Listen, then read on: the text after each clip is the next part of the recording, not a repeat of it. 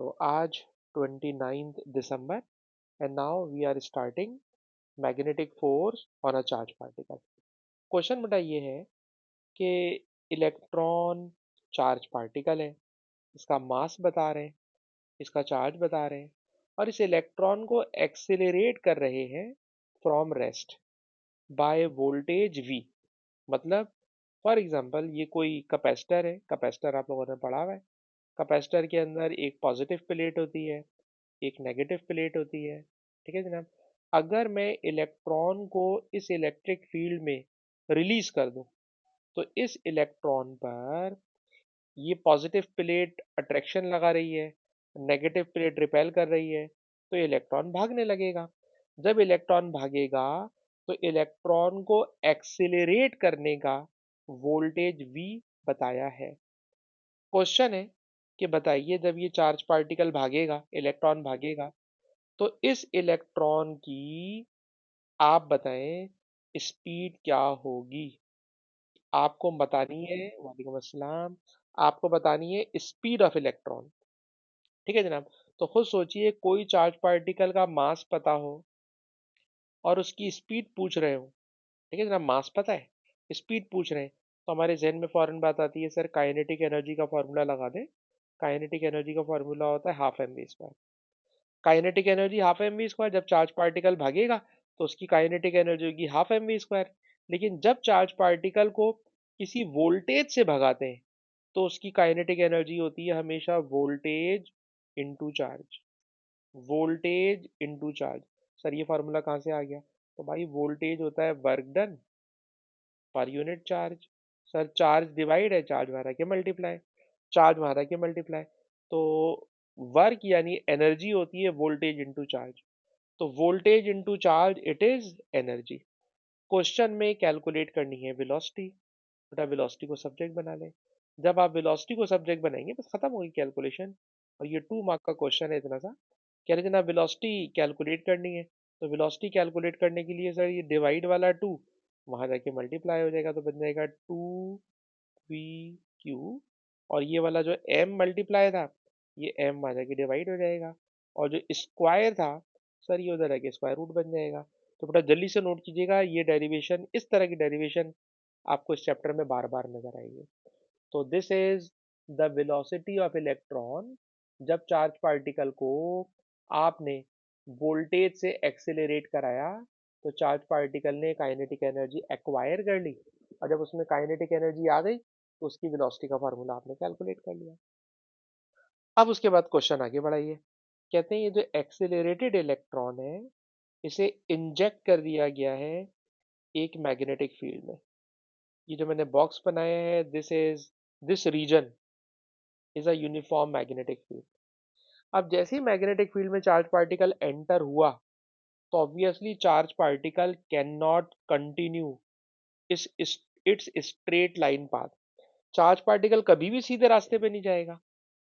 Magnetic field में जैसे ही electron enter हुआ 90 डिग्री पे, तो हमने देखा कि इलेक्ट्रॉन का जो पाथ है वो सर्कुलर हो गया। और अब सर्कुलर हो गया तो आपसे कह रहे हैं ये वाला फॉर्मूला ड्राइव करके दीजिए। ये वाला फॉर्मूला ड्राइव करना है। सर ये फॉर्मूला कैसे आएगा? तो अभी हम आपको बताते हैं, बेटा नोट कीजिएगा इस फॉर्मूले की डेरिवेशन। ये बताइए, चार्ज पार्टिकल मैग्नेटिक फील्ड में एंटर होता है तो सर मैग्नेटिक फोर्स प्रोवाइड कर देती है सेंट्रीपिटल फोर्स। ये मैं डेरिवेशन स्टार्ट कर चुका हूँ। सर मैग्नेटिक फोर्स होती है क्यू बी वी, और सर सेंट्रीपिटल फोर्स होती है M V square upon R. Sir दोनों तरफ वेलोसिटी से स्क्वायर कैंसिल, यस, तो बाकी बचा Q B R is equal to mass into velocity. लेकिन फॉर्मूले में वोल्टेज लाना है, फॉर्मूले में वोल्टेज लाना है। तो बेटा इस वेलोसिटी की जगह वेलोसिटी का ये वाला फॉर्मूला पुट कर दे। वेलोसिटी की जगह वेलोसिटी का वो फॉर्मूला पुट कर दें जो अभी अभी आप ड्राइव करके आए। तो बेटा वेलोसिटी की जगह मैंने वेलोसिटी का फॉर्मूला पुट कर दिया, 2 voltage charge divided by mass. ठीक है ना, ये हमने फॉर्मूला वेलोसिटी का जो ड्राइव किया था वो यहाँ लाके पुट कर दिया। अब आप नोट करें, हमें फॉर्मूले में चाहिए Q upon M, Q upon M चाहिए। सर एम यहाँ मल्टीप्लाई, एम को इधर लेकर आ जाए। सर एम इधर आएगा तो डिवाइड हो जाएगा, तो ये बन जाएगा Q upon M is equal to, B और आर फजूल में नजर आ रहे हैं, सर बी और आर को उधर भेज दीजिए, तो बी और आर उधर चला गया। अच्छा जी, क्यू अपॉन एम हमने सब्जेक्ट बना तो लिया, पर हमें जो रिजल्ट चाहिए उसमें स्क्वायर रूट नहीं है, और हमारी डेरिवेशन में स्क्वायर रूट आ रहा है। सर स्क्वायर रूट आ रहा है, स्क्वायरिंग बोथ साइड कर दें।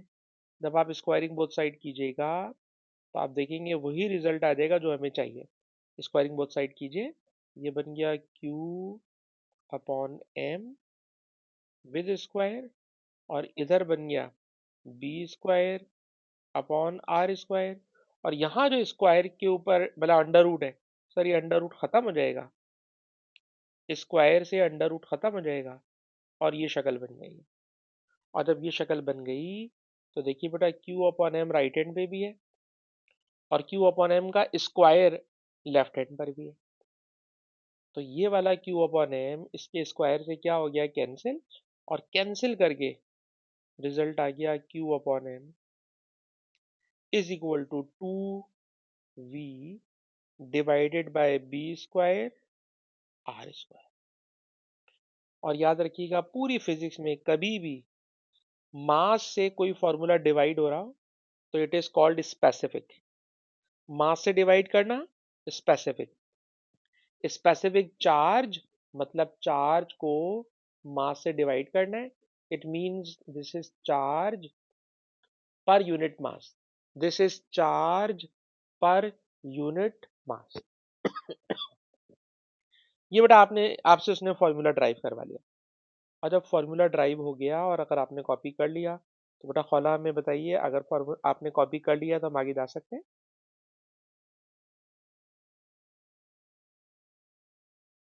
ठीक है बेटा, तो ये फार्मूला हमने ड्राइव कर लिया।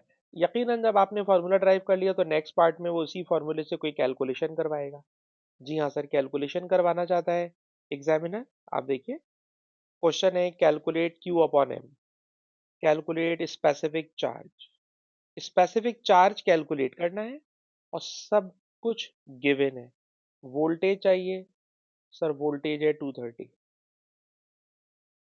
बी चाहिए, बी है strength of magnetic field, it is 0.38 millitesla, this is millitesla. Radius चाहिए, sir radius is 14 centimetre, sir 14 centimetre है, 100 से डिवाइड कर लेंगे तो बेटा मीटर में कन्वर्ट हो जाएगा, और हम कैलकुलेटर चलाने के में इंटरेस्टेड नहीं है, आप बाद में सॉल्व कर लीजिएगा। चार्ज की यूनिट कूलम और मास की यूनिट विल बी किलोग्राम, तो it will be coulomb per kilogram.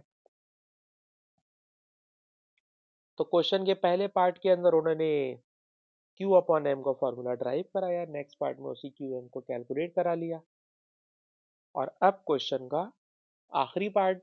और आपको पता है क्वेश्चन के लास्ट पार्ट में सम टाइम तो बहुत मुश्किल कॉन्सेप्ट पूछ लेते हैं, सिचुएशन पूछ लेते हैं, आखिरी पार्ट हमेशा उधम होता है। तो लास्ट पार्ट जनाब ये है कि जो वर्किंग अभी आपने ऊपर की है वो थी इलेक्ट्रॉन के लिए। कहते हैं क्या यही अरेंजमेंट जो भी अभी हमने ऊपर आपके साथ की है उसमें सेम मैग्नेटिक फील्ड लगा रहे हैं, सर सेम वोल्टेज लगा रहे हैं, सब कुछ वही रख रहे हैं, पर इस मर्तबा इलेक्ट्रॉन के बजाय अल्फा पार्टिकल के लिए वर्किंग करना चाहते हैं, वर्किंग करना चाहते हैं, लेकिन ये वर्किंग क्या पॉसिबल होगी या नहीं। ठीक है जनाब, क्या ये पॉसिबल होगी या नहीं, क्योंकि क्वेश्चन में तो उन्होंने क्लेम कर दिया है कि ये पॉसिबल नहीं होगी, क्वेश्चन में कह दिया है कि ये पॉसिबल नहीं होगी। ठीक, तो क्वेश्चन है वाई नॉट पॉसिबल। सर ये क्यों नहीं हो सकती, तो मैं आपको इसकी रीजन देने जा रहा हूँ। रीजन जरा सुनिए, ये बताइए ऊपर जो फॉर्मूला है, इस फॉर्मूले में इन दो फैक्टर्स को देखिएगा, मास और रेडियस। ठीक है, लेफ्ट साइड पे मास नीचे है, राइट साइड पे मास नीचे, इसका मतलब होता है कि ये दोनों एक दूसरे के साथ डायरेक्टली प्रोपोर्शनल है। ऊपर वाली क्वांटिटीज ऊपर के साथ डायरेक्टली हैं, नीचे वाली क्वांटिटीज नीचे के साथ डायरेक्टली हैं। तो पहले तो मैंने लिखा कि रेडियस मास के साथ डायरेक्टली प्रोपोर्शनल है। पहले तो बेटा ये लिखें, रेडियस मास के साथ डायरेक्टली प्रोपोर्शनल है। और जब आपने ये बात लिख ली, तो अब जो बात कहने जा रहा हूं, ये मुझे नहीं पता कि आपके दिमाग में है या नहीं, तो जरा गौर से सुनिएगा। ये बताइए कि जो एक प्रोटॉन होता है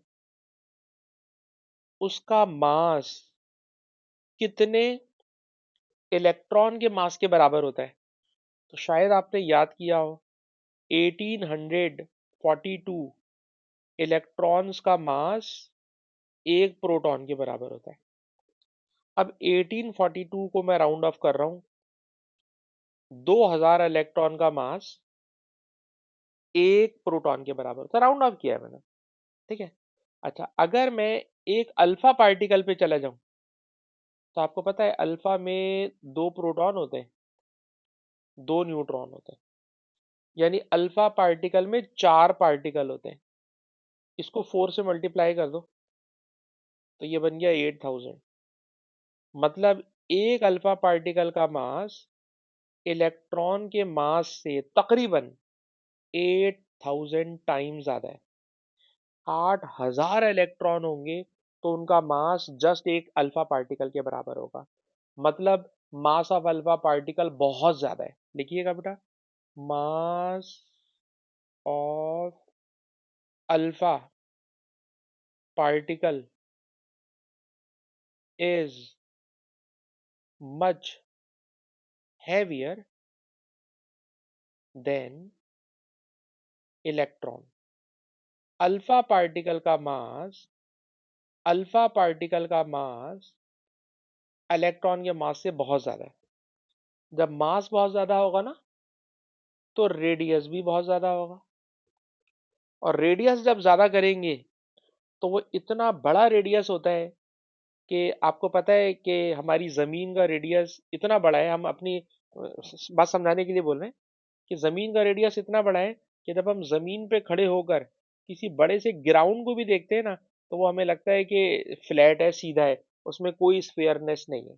क्यों? क्योंकि रेडियस बहुत बड़ा है। कहना क्या चाह रहा हूँ, जब रेडियस बहुत बड़ा होता है तो आपको डिफ्लेक्शन एक्सपीरियंस नहीं होती।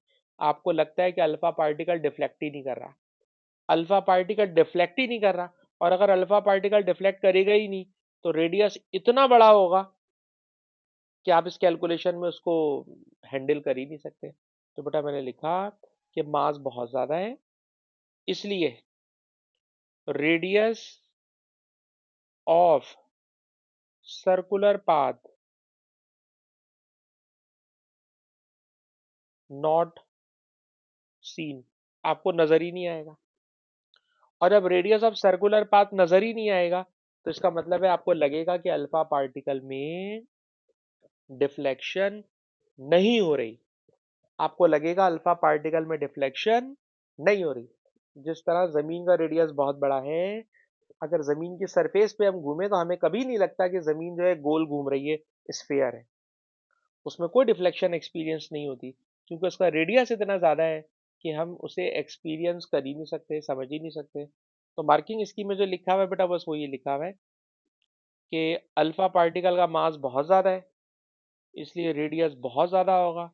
और जब रेडियस बहुत ज़्यादा होगा तो क्यू अपॉन एम की वैल्यू ऐसी आएगी कि वो कैलकुलेशन में पता ही नहीं चलेगा कि क्या आ रही है। तो खैर आखिरी पार्ट में बेटा हमने ये बात समझाने की कोशिश की कि अल्फा पार्टिकल में आपको डिफ्लेक्शन एक्सपीरियंस नहीं होगी। ये पहला क्वेश्चन हमने इस टॉपिक का खत्म कर लिया। Question number 1 of this topic, topic का नाम चार्ज पार्टिकल मैग्नेटिक फील्ड में मूव कर रहा है, उसका पहला question. And now we are solving second question of this topic, मई जून 2020।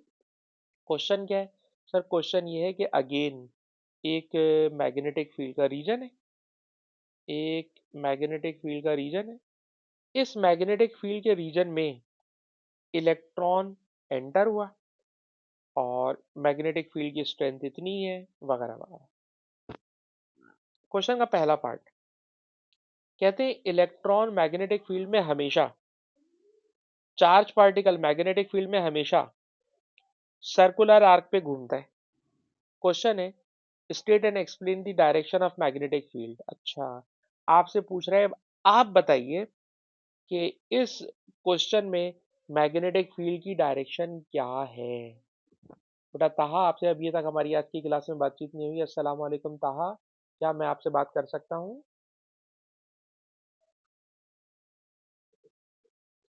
बेटा ताहा, क्या मैं आपसे बात कर सकता हूँ ताहा? ताहा, ताहा तो हमें नहीं रिप्लाई कर रहे। मोहम्मद फाइक, हम आपसे बात कर सकते हैं? अच्छा बेटा, इसके अंदर हमने लगाना है फ्लेमिंग लेफ्ट हैंड रूल। ठीक है। अब लेफ्ट हैंड रूल के लिए तो बेटा कोई स्टूडेंट चाहिए होता है ना, ताकि हम बात समझ सकें। अच्छा बेटा, अब जरा मुझे बताइएगा फाइक बेटा, कि जो मैग्नेटिक फील्ड है वो मैं अज्यूम कर रहा हूँ कि इनटू द फील्ड है, इनटू द पेज है। ठीक है ना, मुझे पता नहीं है कहाँ है, मैंने अज्यूम कर लिया कि इनटू द पेज है। और अगर ये इनटू द पेज है, तो फाइक अपने लेफ्ट हैंड की फर्स्ट फिंगर को टूवर्ड्स द स्क्रीन कीजिए। और जब आप टूवर्ड्स द स्क्रीन करते हो और उसके बाद सेकंड फिंगर को फाइव जरा इस ग्रीन एरो की लाइन में प्लेस कीजिए, और मुझे बताइए आपका अंगूठा किधर आ रहा है। फाइव बताइए, स्क्रीन की तरफ फर्स्ट फिंगर लेफ्ट हैंड की, सेकंड फिंगर ग्रीन एरो, अंगूठा बताइए आपका कहाँ है? ऊपर आ रहा है। अच्छा, अगर ऊपर आ रहा है तो ये तो नीचे जा रहा है, तो इसके बारे में आप क्या कहेंगे? क्या हमने एजम्पशन गलत ली है फाइव? ठीक है जी। तो ये बात हमें लग रहा है कि हमने शायद एजम्पशन गलत ली है, पर याद रखिएगा, हमारा अंगूठा आ रहा है ऊपर, अंगूठा ऊपर आ रहा है। इसका मतलब है, अगर ये चार्ज पार्टिकल पॉजिटिव होता, अगर ये चार्ज पार्टिकल पॉजिटिव होता, तो उस पे फोर्स ऊपर लगती और इसकी डिफ्लेक्शन ऊपर होती। But the particle is negative, तो नेगेटिव पार्टिकल पर सर फोर्स लगेगी नीचे, फोर्स लगेगी नीचे, इसलिए वो नीचे डिफ्लेक्ट हो रहा है। इसका मतलब है कि हमारी एजम्पशन इनटू द पेज सही है। ठीक, तो बेटा लिखिएगा कि हमने अज्यूम किया, नहीं खैर अज्यूम करना ना लिखें, हमने तो पूरी बात चेक कर ली है। तो लिखिएगा पहले स्टेटमेंट, स्टेटमेंट है into the page, magnetic field into the page, ये स्टेटमेंट है। अब देनी है इसकी एक्सप्लेनेशन। तो सर एक्सप्लेनेशन ये है कि मैंने यूज किया लेफ्ट हैंड रूल। ठीक है। तो जो फोर्स है सर, अगर हम स्टडी कर रहे होते पॉजिटिव चार्ज पार्टिकल, अगर हम स्टडी कर रहे होते पॉजिटिव चार्ज पार्टिकल, तो फोर्स लगती upward,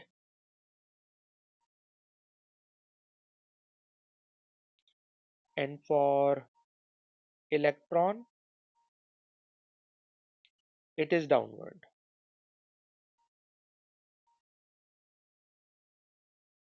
that's why electron downward deflect हो रहा है। That's why electron downward deflect हो रहा है।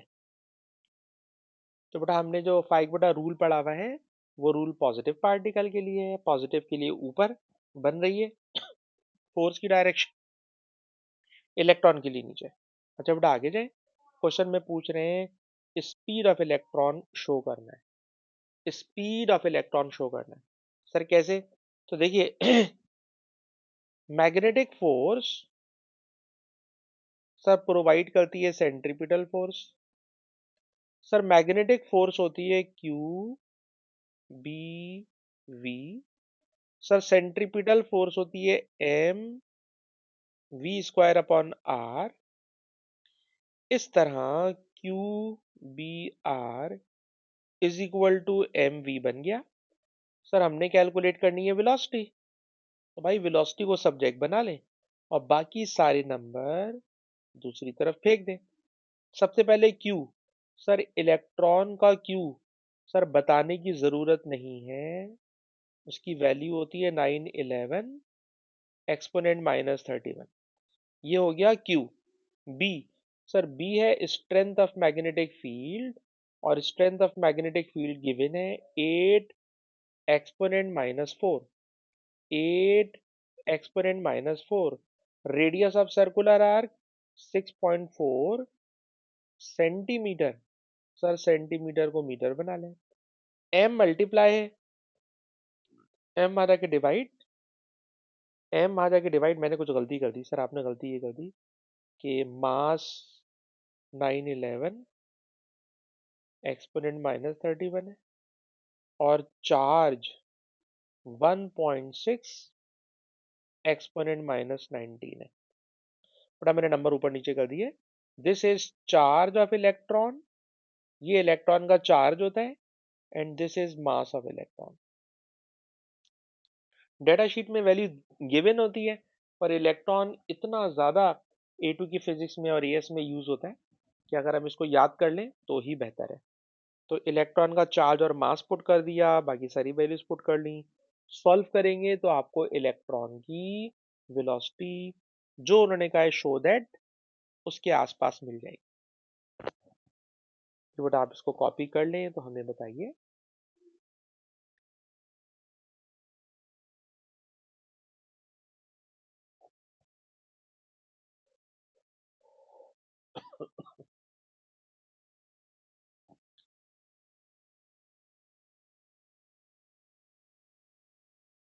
जी बेटा हौला, क्या आप इसको कॉपी कर चुकी हैं? बेटा ताहा, क्या आप क्लास में वापस आ चुके हैं? ताहा, ताहा, ताहा भाई क्लास में पता नहीं है। अरे चलिए जना बी पार्ट में जा रहे हैं। बी पार्ट में क्या हो रहा है सर? सर बी पार्ट में मैं आपको एक टॉपिक पढ़ाना चाहता हूँ, और उस टॉपिक को पहले प्रॉपरली पढ़ लीजिए, और पढ़ने के बाद फिर हम उसके क्वेश्चन आपको कराना चाहेंगे। ठीक है सर? टॉपिक क्या है, जरा टॉपिक पढ़िएगा, एक हेडिंग दीजिएगा। हेडिंग देना बेटा, वेलोसिटी सिलेक्टर मेथड, या खाली सिलेक्टर कह दें, it is okay. Velocity selector. Sir ये वेलोसिटी सिलेक्टर क्या चीज होती है, तो जरा सुने। वेलोसिटी सिलेक्टर में वो कराएगा ये क्वेश्चंस में कि आपको कहेगा कि ये एक मैग्नेटिक फील्ड है, इस मैग्नेटिक फील्ड में से कोई चार्ज पार्टिकल गुजर रहा है, इस मैग्नेटिक फील्ड में से कोई चार्ज पार्टिकल गुजर रहा है। जब ये चार्ज पार्टिकल गुजर रहा था, तो मैग्नेटिक फील्ड होने की वजह से चार्ज पार्टिकल के रास्ते में डिफ्लेक्शन हो गई, और चार्ज पार्टिकल सीधा जाने के बजाय डेविएट कर गया। ठीक।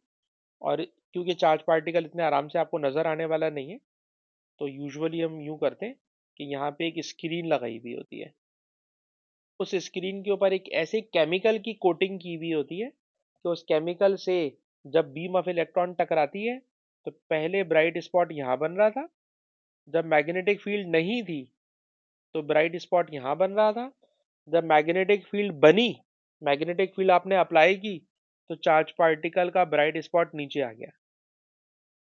ठीक है ना? For example beam of electron नीचे आ गई। आपको पता है इलेक्ट्रॉन देखना पॉसिबल नहीं है, लेकिन जब इलेक्ट्रॉन यहाँ टकराएगा तो एक ब्राइट स्पॉट बन जाएगा। तो ब्राइट स्पॉट पहले फॉर एग्जाम्पल पी पे था, मैग्नेटिक फील्ड की वजह से क्यू पे चला गया। तो पहले बेटा जरा इस वाली बात को लिखिएगा, बेटा इस वाली बात को लिखिएगा, due to magnetic field bright spot, ये इलेक्ट्रॉन का ब्राइट स्पॉट है, appears at Q as magnetic force deflection. Sir magnetic force ने बीम ऑफ इलेक्ट्रॉन में डिफ्लेक्शन पैदा कर दी। इलेक्ट्रॉन पहले सीधा जा रहा था, पी पे था, आपने मैग्नेटिक फील्ड लगाई, तो due to the magnetic field, due to the magnetic force, deflection हो गई। और इस मैग्नेटिक फोर्स डिफ्लेक्शन की वजह से सब ब्राइट स्पॉट नीचे चला गया। अच्छा, फिर बेटा वो करेगा ये कि इसके ऊपर और नीचे, मैग्नेटिक फील्ड के ऊपर और नीचे, सर वो अप्लाई कर देगा एक इलेक्ट्रिक फील्ड। ठीक। और फॉर एग्जांपल ये इलेक्ट्रॉन है, फॉर एग्जांपल ये इलेक्ट्रॉन है, तो उसने ऊपर लगा दी पॉजिटिव प्लेट, और सर उसने नीचे लगा दी नेगेटिव प्लेट। पॉजिटिव नेगेटिव प्लेटें लगा दी। सर जब पॉजिटिव और नेगेटिव प्लेटें लगाई, तो सर पॉजिटिव नेगेटिव प्लेट से क्या हुआ कि एक बन गई इलेक्ट्रिक फील्ड। इस इलेक्ट्रिक फील्ड की स्ट्रेंथ को मैं इस वाले वोल्टेज से कंट्रोल कर सकता हूं। अगर मैं वोल्टेज ज्यादा कर दूंगा तो इलेक्ट्रिक फोर्स ज्यादा हो जाएगी, अगर मैं वोल्टेज कम कर दूंगा तो इलेक्ट्रिक फोर्स कम हो जाएगी। तो मैग्नेटिक फोर्स की वजह से बीम ऑफ इलेक्ट्रॉन नीचे जा रही थी। जैसी मैंने इलेक्ट्रिक फील्ड लगाई और वोल्टेज को आहिस्ता आहिस्ता बढ़ाना शुरू किया, तो due to the magnetic force, ये जो ब्राइट स्पॉट था ना क्यू पे जो आया हुआ था, सर ये आहिस्ता आहिस्ता ऊपर जाने लगा। मैंने इतनी स्ट्रॉन्ग इलेक्ट्रिक फील्ड लगाई कि ब्राइट स्पॉट दोबारा पी पे वापस आ गया। मैंने इतनी स्ट्रॉन्ग मैग्नेटिक फील्ड लगाई कि ब्राइट स्पॉट दोबारा पी पर आ गया। तो जरा लिखिएगा इस वाली बात को, when a crossed electric field is applied, it balances the magnetic force, it balances the magnetic force, and now charge particle, जो इलेक्ट्रॉन भी हो सकता है, कोई भी पार्टिकल हो सकता है, now charge particle is passing undeviated through two fields। दो फील्ड्स लगी हुई हैं, एक मैग्नेटिक फील्ड लगी हुई है, एक इलेक्ट्रिक फील्ड लगी हुई है, और इन दोनों फील्ड्स के एक्ट करने के बावजूद जो चार्ज पार्टिकल है वो अनडेविएटेड जा रहा है, वो चार्ज पार्टिकल सीधा जा रहा है।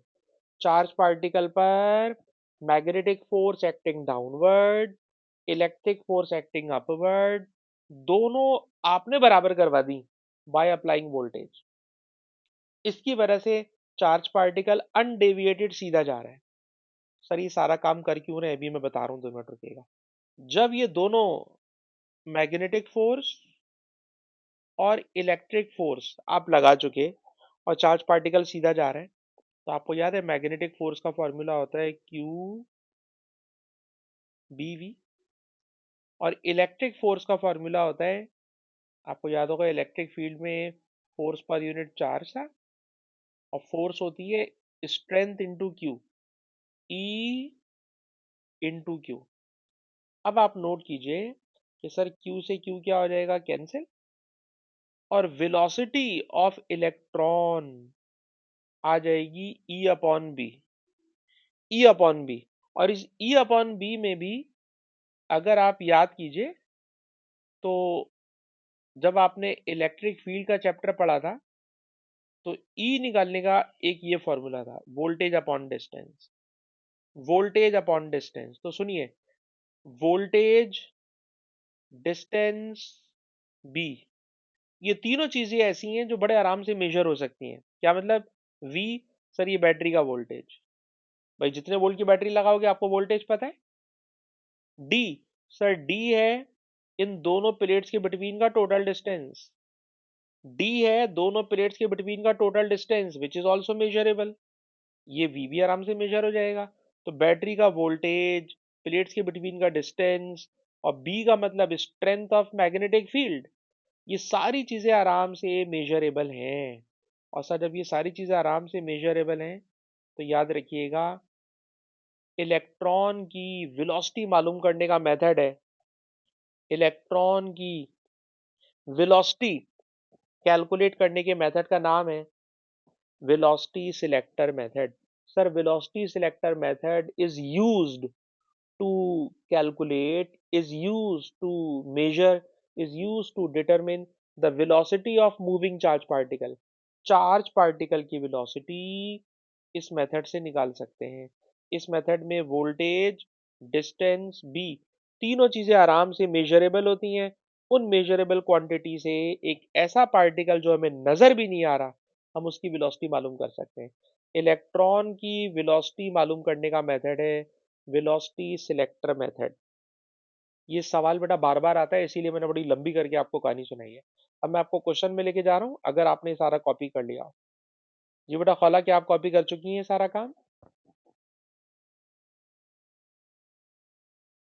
ठीक है जी। और अगर आपने ये सारा कॉपी कर लिया तो अब मैं क्वेश्चन स्टार्ट करने जा रहा हूँ। क्वेश्चन सुनिए। क्वेश्चन आप कैसे पहचानेंगे तो जरा सुने। क्वेश्चन है, इलेक्ट्रिक फील्ड और मैग्नेटिक फील्ड सेम रीजन में।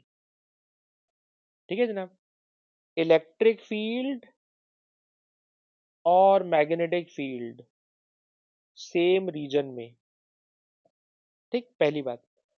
फिर इलेक्ट्रॉन अनडेविएटेड सीधा जा रहा है through the region of two fields. दो फील्ड्स हैं, एक इलेक्ट्रिक और मैग्नेटिक, दोनों फील्ड लगी हुई हैं। और आप देख लीजिए इलेक्ट्रॉन सीधा जा रहा है, इलेक्ट्रॉन सीधा जा रहा है। समझ जाइए ये टॉपिक है वेलोसिटी सिलेक्टर मेथड। पूछ क्या रहे, तो जरा क्वेश्चन पढ़ते हैं। क्वेश्चन पढ़िए। क्वेश्चन में लिखा हुआ है, mark with an arrow the direction of electric field। Direction of electric field. तो देखिए ये जो क्वेश्चन है ना, ये ऊपर वाले क्वेश्चन का ही पार्ट है, ऊपर वाले क्वेश्चन का ही पार्ट है। ये बताइएगा कोई स्टूडेंट मेरे साथ शामिल हो सके। कलीम मैं आपसे बात कर सकता हूँ? और मुझे पता है कलीम भी इस वक्त पाकिस्तान आए हुए विजिट करने, उमर भी विजिट करने आए हुए। और जब बच्चे कहीं और गए हुए होते हैं तो इतना आसान नहीं होता बातचीत करना। यकीनन आप किसी घर पे बैठ के क्लास ले रहे होंगे। कलीम बात हो सकती है या नहीं, हाँ या ना?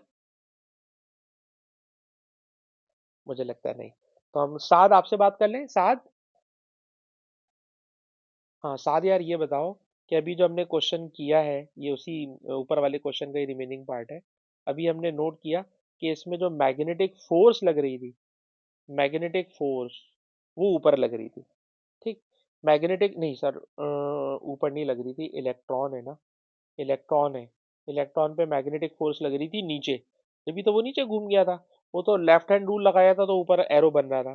पर मैग्नेटिक फोर्स पक्की बात है सर इलेक्ट्रॉन पे नीचे लग रही है।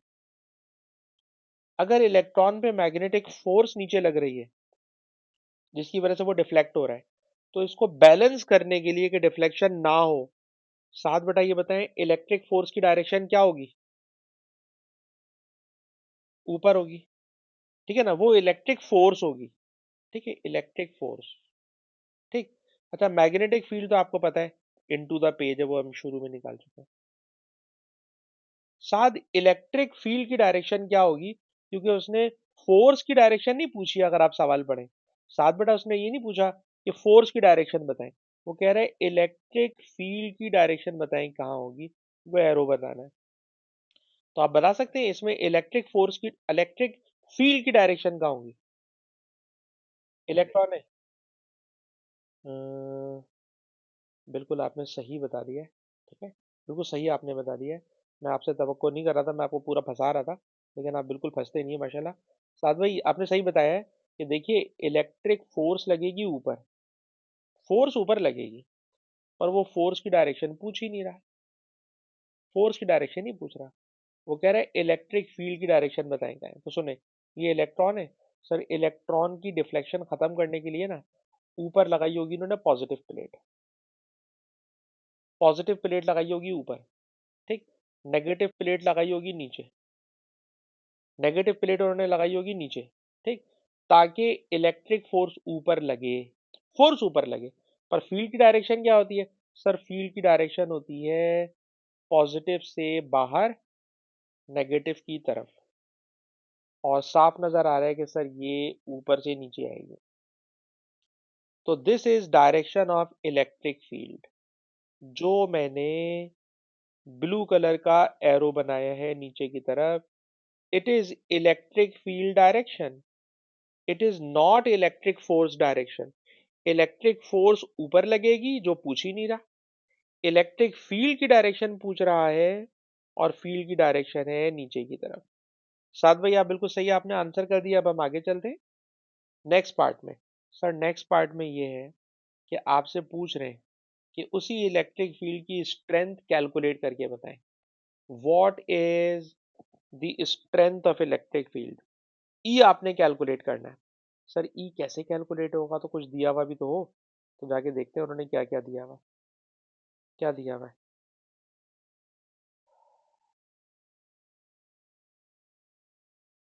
सर ये तो उन्होंने मैग्नेटिक फील्ड के बारे में सारी इंफॉर्मेशन दी थी। इलेक्ट्रिक फील्ड के बारे में इंफॉर्मेशन कहाँ से लेकर आए?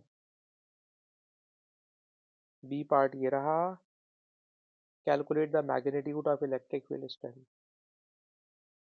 अच्छा सर वेलोसिटी तो हमें पता है। सर वेलोसिटी तो हमें पता है, देखिए वेलोसिटी अभी अभी निकाल चुके हैं ऊपर। ये थी ना वेलोसिटी 9 एक्सपोनेंट 6। सर वेलोसिटी हम लोगों ने निकाली हुई है, ठीक। और जब वेलोसिटी पता है तो इस क्वेश्चन में वेलोसिटी नहीं पूछ रहे। तो आपको याद आएगा सर वेलोसिटी सिलेक्टर मेथड होता है, velocity is equal to E upon B. अभी ये भी पढ़ा है बेटा, ये रहा ना फॉर्मूला, ये फॉर्मूला है। वेलोसिटी बराबर है ई अपॉन बी। वेलोसिटी का फार्मूला है ई अपॉन बी। इसमें से ई पूछ रहा है, सर ई को सब्जेक्ट बना ले, ई को सब्जेक्ट बना ले। ई बराबर होगा बी इंटू बी, ई बराबर होगा B into B. Sir B है magnetic field strength which is in tesla, which is in tesla. तो ऊपर जाके देखिए टेस्ला में नंबर क्या लिखा हुआ था। सर टेस्ला में नंबर लिखा था 8 एक्सपोनेंट -4। सर टेस्ला में लिखा हुआ है 8 एक्सपोनेंट -4। ये बी हो गया। वेलोसिटी, सर वेलोसिटी अभी अभी हमने कैलकुलेट की है। सर वेलोसिटी थी 9 एक्सपोनेंट 6। 9 एक्सपोनेंट 6। बेटा कोई बच्चा मुझे मल्टीप्लाई करके बता दे, नहीं तो फिर मैं ऐसे ही छोड़ दूंगा।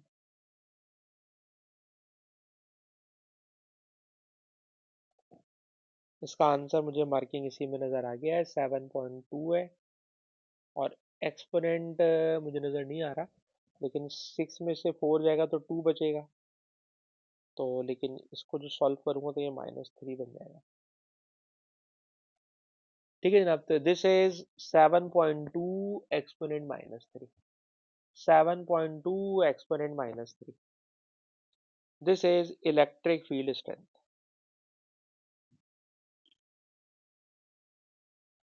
अच्छा जी, उसके बाद क्वेश्चन के नेक्स्ट पार्ट में आ जाए, अगर यहाँ तक का कॉपी हो गया हो। क्वेश्चन के आखिरी पार्ट में आ जाए बेटा। जब आप क्वेश्चन के आखिरी पार्ट में आते हैं, लास्ट पार्ट में आते हैं, तो जरा लास्ट पार्ट में सुनिएगा। कह रहे हैं अभी जो आपने एक्सपेरिमेंट किया वो इलेक्ट्रॉन के बारे में था। अब मेरा दिल कर रहा है मैं इलेक्ट्रॉन हटा दूं और अल्फा लेकर आ जाऊं, अल्फा को वही स्पीड दूं, सब कुछ वही दूं, खाली अल्फा, इलेक्ट्रॉन से अल्फा कर दिया। सब कुछ वही है, इलेक्ट्रॉन से अल्फा कर दिया। तो अब आप बताएं अल्फा लाने से क्या कोई चेंज आएगा? कमेंट करें। वही मैग्नेटिक फील्ड है, वही इलेक्ट्रिक फील्ड है। What will be the shape of path? Shape of the path अभी स्ट्रेट लाइन हो गया था, हो गया था ना स्ट्रेट लाइन। पूछ रहे हैं अगर मैं इलेक्ट्रॉन की जगह अल्फा लेकर आ जाऊं तो कोई फर्क पड़ेगा? तो जरा गौर से देखना। ये बताइए, जब अभी हमने ये टॉपिक आपको पढ़ाया है velocity selector method, velocity selector method में लेफ्ट और राइट पे चार्ज कैंसिल हो गया, चार्ज कैंसिल हो गया, चार्ज कैंसिल हो गया। नंबर वन, पूरे फॉर्मूले में सर कहीं मास है ही नहीं, मास है ही नहीं, ठीक। तो आपको पता होगा इलेक्ट्रॉन और अल्फा पार्टिकल में क्या क्या फर्क है। सर इलेक्ट्रॉन का चार्ज होता है 1 e, अल्फा का चार्ज होता है +2 e। सर इलेक्ट्रॉन बहुत लाइट मास पार्टिकल है, इसका मास बहुत कम है। इसके कंपैरेटिवली अल्फा पार्टिकल का मास बहुत ज्यादा है। लेकिन ऊपर की अभी डेरिवेशन में आपने देखा कि सर ना तो फाइनल फार्मूले में चार्ज है, ना फाइनल फार्मूले में कहीं मास है। तो इलेक्ट्रॉन और अल्फा में चार्ज और मास का डिफरेंस है। क्योंकि इस टॉपिक में वेलोसिटी सिलेक्टर मेथड में चार्ज और मास का काम है ही नहीं। तो याद रखिएगा कि इलेक्ट्रॉन से अगर आप अल्फा पे गए तो जनाब नो चेंज इन पाथ। अगर आप इलेक्ट्रॉन से अल्फा में गए तो नो चेंज इन पाथ। जो अल्फा पार्टिकल है, alpha particle will move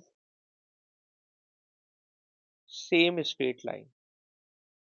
straight line में इलेक्ट्रॉन भी जा रहे थे, अल्फा पार्टिकल भी स्ट्रेट लाइन में ही जाएंगे। और इन दोनों में अभी भी यानी अल्फा पार्टिकल लाने के बावजूद भी कोई डिफ्लेक्शन नहीं होगी।